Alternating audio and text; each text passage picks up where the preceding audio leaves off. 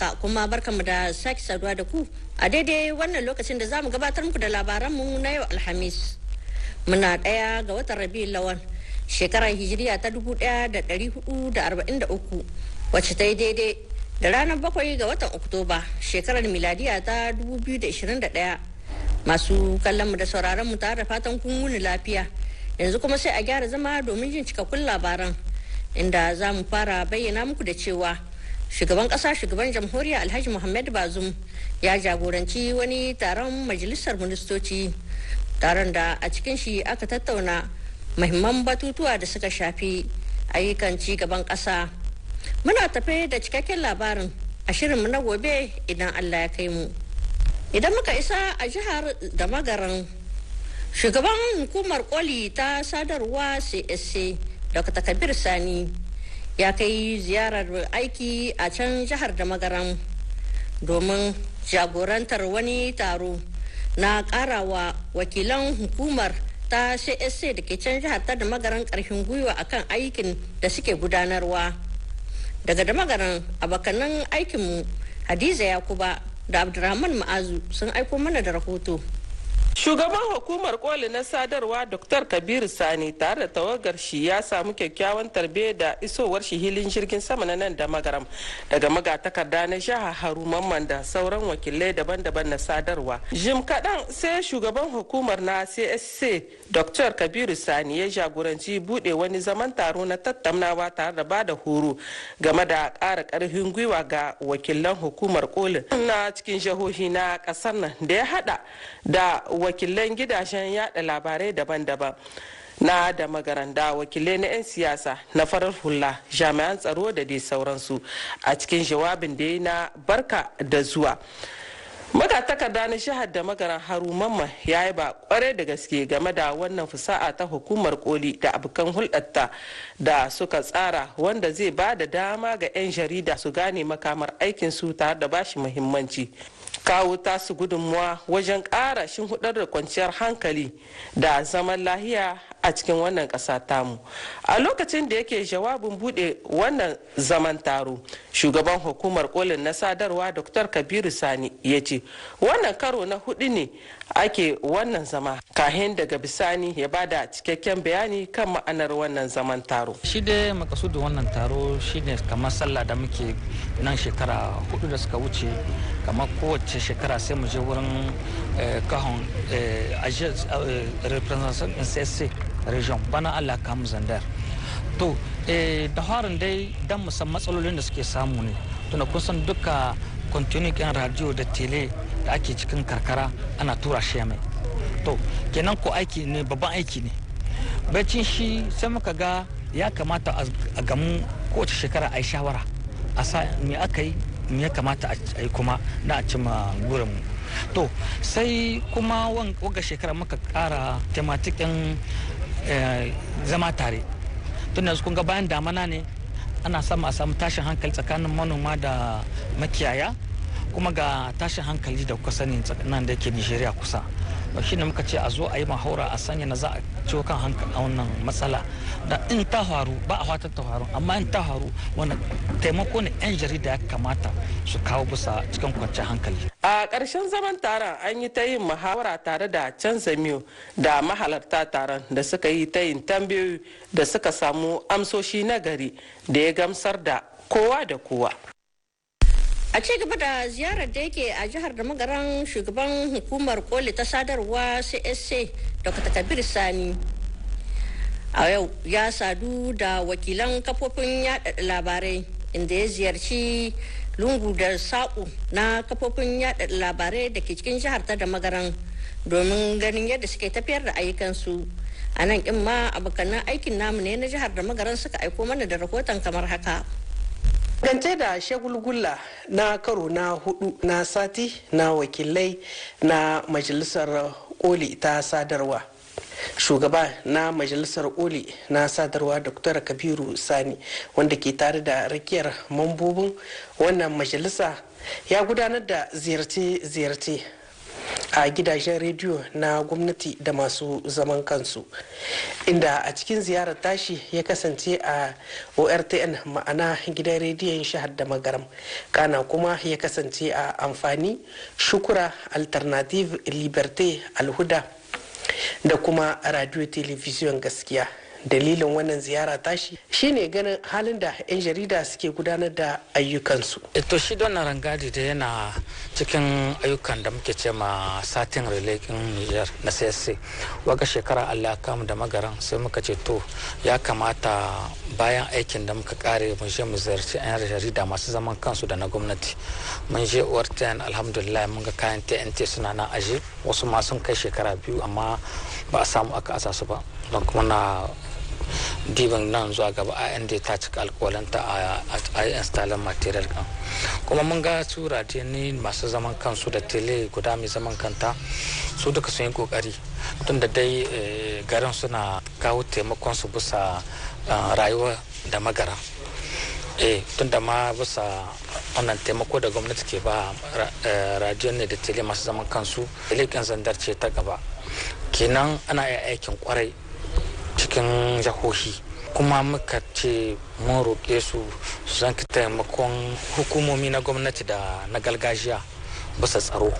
Kusan tsaro ba kaɗai tashi abin da bane terrorism ne, akwai yanzu damana ta ƙare ana yi a samu tashin hankali tsakanin manoma da makiyaya, to shine muka ce ya kamata 'yan jarida gaba ɗaya su kama ma gwamnati, su kama sarakan gargajiya a sanyan da za a ci gaba bisa zama tare da kwanciyar hankali. Shugaban ya kasance a wani wuri da ake ba 'yan jarida horo na gwamnati da masu zaman kansu bisa kan yaƙi da zuwa tirani wanda Onifam Niger take badawa. Mu bayyana muku da cewar a gobe idan Allah kai mu wannan tawaga za ta ziyarci wasu daga cikin radiyoyi na karkara na departament na wannan shahata da magaram. A daidai lokacin da gwamnati a ƙarƙashin jagorancin shugaban ƙasa Alhaji Muhammad Bazoum yake fafutuka domin maido da martabar ilimi a cikin ƙasa, akwai wasu matsaloli da in ba a yi hattara ba na iya maida hannun agogo baya na kasa cimma gurin da aka sa gaba. Baro Arzika ya haɗa mana rahoto game da yadda lamarin ke tahiya. Ire-iren waɗannan matsalolin da wasu ke ganin na iya yin cikas ga wannan aniya ta shugaban ƙasa Muhammad Bazoum da ya sha alwashin maido da martabar ilimi suna da yawa, amma waɗanda suka fi cima jama'a musamman iyayen yara 'yan makaranta to a ƙwarya sun hada da kuɗin kojes da a yau ya zama babban matsala. Shi dai tsarin kafa kwamitin kula da matsalolin makaranta kojes ya samo tushe ne a cikin dokan nan ta Lausanne da gwamnati ta kafa a shekara ta 1998 wadda ta ce ba idan gwamnati da ma'aikatun magajin nan gari su ma iyayen yara na iya ba da tasu gudunmuwa domin shawo kan wasu 'yan matsalolin da ba su taka kara sun karya ba a cikin makaranta. Alal misali, kan famfo ya lalace ko makullin wata kofa ya balle, bai kamata a jira sai gwamnati ta gyara ba.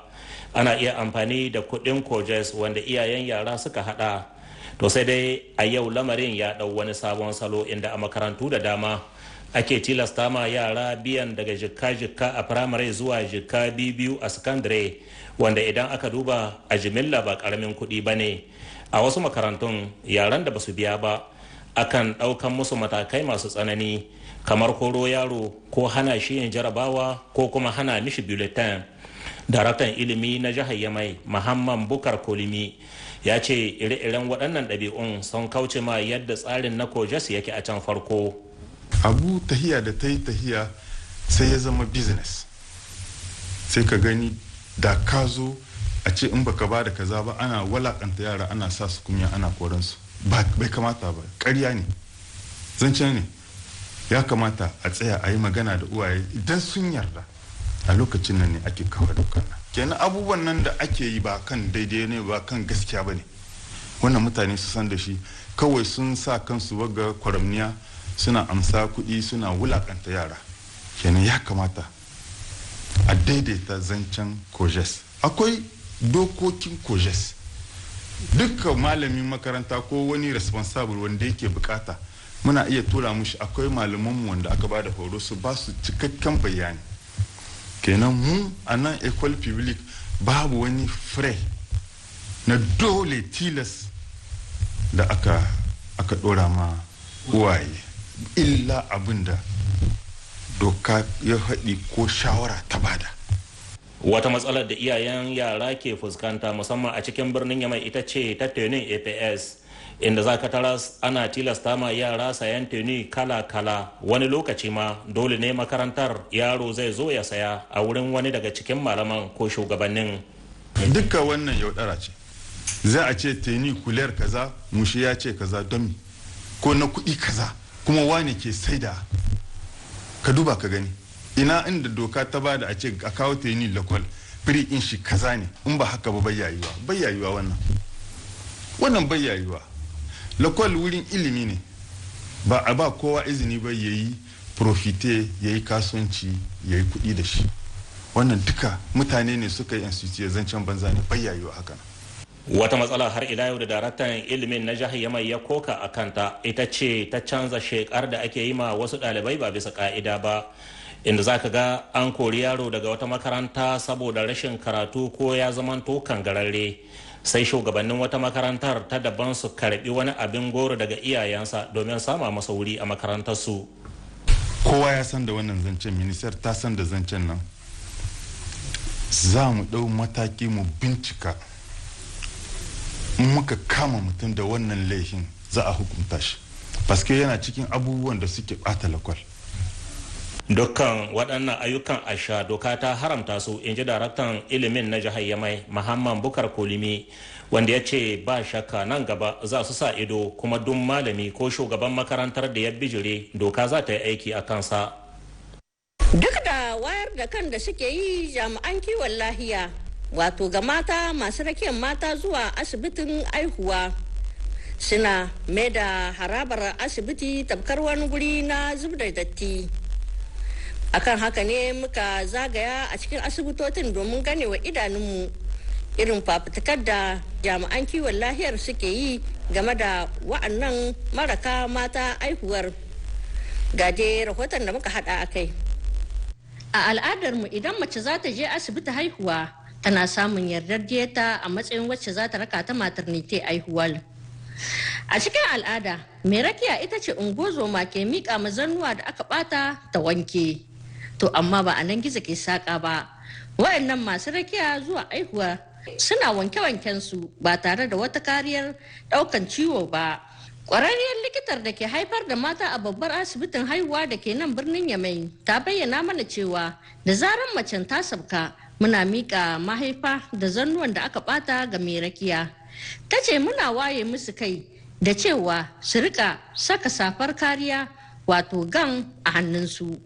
Su zuba sabulun kashe kwayoyin cuta cewa da odi jabel cikin ruwan kafin su shiga wankin kayan. Dokta ta ce muna yin iya namu kokari na waye musu kai da cewa su yi kakau da lahiyarsu.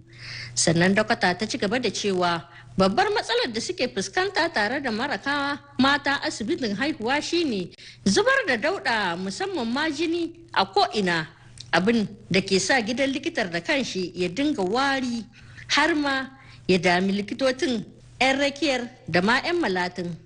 A ƙasar Nijar kowace asibitin haihuwa ta gwamnati tana da jami'an kiwon lahiya masu kula da sha'anin tsafta. Madam Maryama na ɗaya daga cikinsu, kuma tana kula da tsafta ne a asibitin Fudiriyar. Ta yi mana bayani akan yadda suke ƙoƙari akan gidajen likitar su kasance a cikin tsafta. Waɗansu sun zo da 'yan malatinsu, aka ce mai wanda ke biya dan malati mahaukaci ne, tunda in ba ka ga dan malatin ka ya dan sauki ba ka ya gane abubuwan da ake nan gayi. To mun ga mutunan sun zo cikin wannan hali, muna bari sai lokacin da dan malatin shi ya samu dama ko macen ta sabka, sai mu hira da su, muna waye musu kai a bisa kan sabta na gidan likita. Tunda cikin addini ma aka ce in baka da sabta ba ka yi sallah. To gidan likita ma haka nan ne, in babu tsafta babu lahiya. Amma duk in akwai tsafta suna taimaka muna to duk abin da mutum ya zo da shi ya warke ya koma gida. Amma in babu tsafta cikin gidan likita sai mutum ya ɗauki cutan da ya kawo shi sai wani cuta kuma ya shigo mishi, kenan shi wannan ba mu hata. Bakin kokari muna yi, muna hira da su, muna waye musu kai bisa kan yadda ake zaman likita, yadda ake gyara mahalli, ko ka ta gida ma in kana aiki da wannan waye kai da muke musu, mutum sai ya ga unhwanin shi. Wasu daga cikinsu har da yara ƙanana suke zuwa da su ba tare da kula da wasu matakan kariya ba game da cututtukan da ake iya ɗauka a cikin gidajen likita saboda rashin tsafta. Bayan duk wannan matsalolin akwai mutanen da ke yin tururuwa zuwa ziyarar wacce ta haihu. Wasu daga cikinsu har da yara ƙanana suke zuwa da su ba tare da kula da wasu matakan kariya ba game da cututtukan da ake iya ɗauka a cikin gidajen likitar saboda rashin tsafta. Gwargwadon labarin da ya sauka kenan a maraicen yau a gare mu, a madadin waɗanda suka taya muka gabatar da shi, ni da na shirya na gabatar ke muku fatan mu kwan lafiya.